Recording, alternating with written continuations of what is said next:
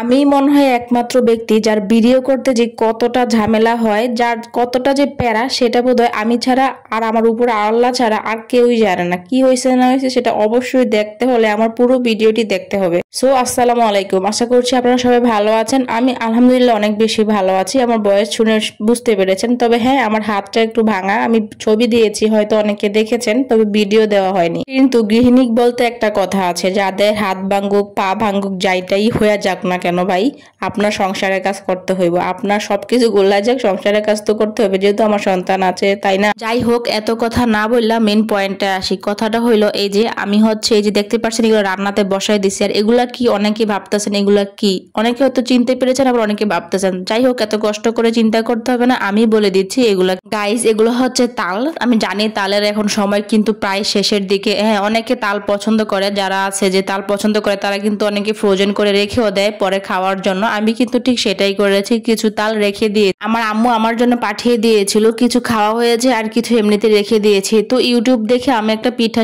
Recipe শিখেছিলাম আর কি, তো ভাবলাম আজকে ওই রেসিপিটাই করব। তো যাই, আমার ভিডিও করতে কিন্তু অনেক কষ্ট হয়, যে ভিডিও করি না কেন, কারণ আমার মেয়ে থাকে, দেখা যায় স্ট্যান্ড ফেলে দেয়। এই পর্যন্ত আমার কয়েকটা স্ট্যান্ড যে ভেঙেছে, আর মোবাইলের অবস্থা তো নাই বললে আর কি চলে। আর অন্যান্য যে কোনো কিছুই দেখা যায়, একটা কাজ যদি আমি করতে যাই আমার 5-6 বার করা লাগে।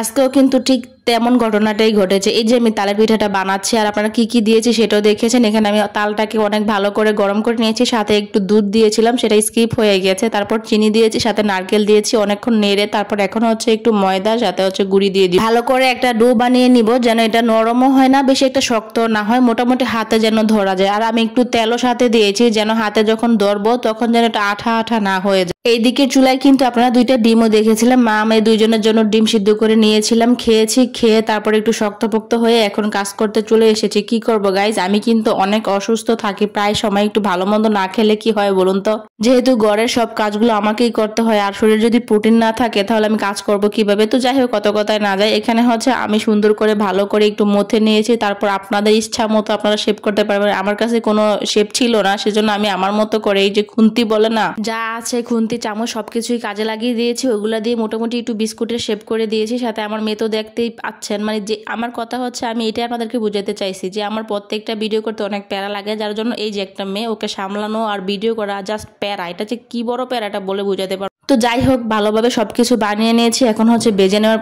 পালা। আগে তো আমি চিনি সবকিছু দিয়ে নিয়েছি। আর এভাবে পিঠাটা বানালে যেমন তালের একটা ফ্লেভার থাকে, আর অন্যরকম মানে অন্যরকম লাগে। সত্যি কথা, তালের এই অসমে তালের পিঠাটা এভাবে অনেক মজা লাগে খেতে। আপনারা অবশ্যই বাসায় ট্রাই। যত বাহানা করি, যত যাই করি, যত রং ঢং যাই কিছু করি না কেন, তবে হ্যাঁ, মনের একটা কষ্ট শেয়ার করি ভাই। কত দিন যে হয়েছে আমার ফেসবুকের আর্নিং বন্ধ, আমি জানি না কেমন এরকম হচ্ছে। আপনাদের কি হচ্ছে এরকম আমাকে অবশ্যই জানাবেন। এখন শুনতেছি অনেকের আর্নিং বাড়তেছে, বাট আমার তো দিচ্ছেই না। জানি না আমার সাথে কেন এরকমটা হয় ভাই। আর কতদিন ধৈর্য ধরবো? ধৈর্য ধরতে ধরতে এমন একটা পর্যায়ে এসে পড়েছি, মাঝে মাঝে ভাবতে ইচ্ছে করে যে আমার ধৈর্যটা বোধহয়, ধৈর্যের যে ফল যে মিষ্টি হয়, এটা বোধহয় অন্য কেউ খেয়ে ফেলেছে। এটাই সত্যি কথা, আমার ক্ষেত্রে বোধহয় এরকমটাই হয়েছে। যাই হোক, আপনারা খেয়াল করছেন কিনা জানি না, আমি কিন্তু কথার ফাঁকে ফাঁকে এই যে আমার সুন্দর সুন্দর যে পিঠাগুলো, বিস্কুট পিঠা বলেন বা যে পিঠাই বলেন, এগুলো কিন্তু আমি সুন্দর করে কড়াইতে দিয়ে দিয়েছি। কড়াইটা ভালো করে গরম করে নিয়েছি, যেন একদম উত্তপ্ত তেলের মধ্যে উত্তপ্ত পিঠাগুলো দিলে যেন সুন্দর একটা ফ্লেভার আসে। গাইস, বিশ্বাস করবেন কিনা জানি না, এত সুন্দর একটা ফ্লেভার আসছে। মানে পিঠাগুলো আমি যখন বাছতেছিলাম, চারোদিকে গ্রানে মমো করতেছিল, ইস, আর খেতে যে জাস্ট ওয়াও। আপনারা কিন্তু অবশ্যই ট্রাই করবেন বাসায়, এটা অনুরোধ রইল।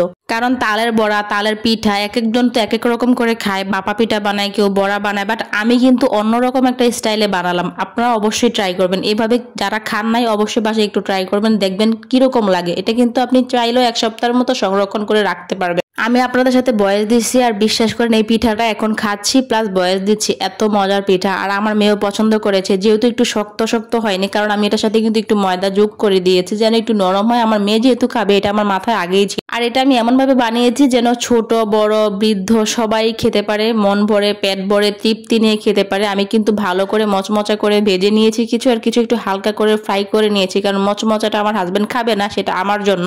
আর আমি কিভাবে কি করেছি পুরো রেসিপিটা কিন্তু আপনাদের সাথে আমি শেয়ার করেছি। কিন্তু বিশ্বাস করেন এই ভিডিওটা করতে যে আমার কতটা কষ্ট হয়েছে সেটা আপনাদেরকে নাই বলি। যাই হোক, ভিডিওটা যদি ভালো লেগে থাকে অবশ্যই অবশ্যই একটু শেয়ার করবেন, প্লিজ প্লিজ প্লিজ। আর হ্যাঁ, বেশি বেশি করে চেষ্টা করবেন যেন আত্মীয় স্বজন বা যখন হঠাৎ করে মেহমান চলে আসে চাইলেও কিন্তু আপনারা এই পিঠাটা বানিয়ে দিতে পারেন, তারাও কিন্তু খেলে জাস্ট ফিদা হয়ে যাবে আর আমার নাম নিবে, ঠিক আছে। আর সবাইকে বললাম যে যদি ভালো লেগে থাকে প্লিজ রেসিপিটি শেয়ার করে আপনাদের টাইমলাইনে রেখে দিবেন। সব সময় তো নিজের রান্না বান্না নিজে সবকিছু শেয়ার করি, আজ না হয় অন্যরকম একটা নতুন রেসিপি আপনাদের সাথে শেয়ার করলাম। আর কেমন হয়েছে আপনাদের কাছে অবশ্যই কিন্তু কমেন্টে জানান। আর হ্যাঁ, অনুরোধ রইল সবার কাছে প্লিজ সবাই আমার যে কোনো ভিডিও ছবি যদি কোনো কিছু আপনাদের কাছে ভালো লেগে থাকে অবশ্যই একটু শেয়ার করে পাশে থাকবেন প্লিজ। সবাই ভালোবাসা না দিলে আমি কিভাবে সামনে এগিয়ে যাব বলুন তো। হাজারটা কষ্ট যদিও হয়ে থাকে তারপরও আমি চেষ্টা করি আমার এই মেয়েকে নিয়ে সবকিছু সামলিয়ে আপনাদের সামনে আমার ভিডিওটা দেওয়ার জন্য। তারপরে যদি আপনাদের ভালোবাসা না পাই তাহলে তো নিজেকে কি বলবো বলুন। আমার তো ব্যর্থতা এটা যে আমি আপনাদের ভালোবাসা অর্জন করতে পারি না। কথার ফাঁকে সবগুলো পিঠা বেজে নেওয়া প্রায় শেষ। আর এই যে দেখেন কত সুন্দর হয়েছে, যাই না? আলহামদুলিল্লাহ। আপনাদের কেমন লেগেছে অবশ্যই কমেন্টে জানাবেন।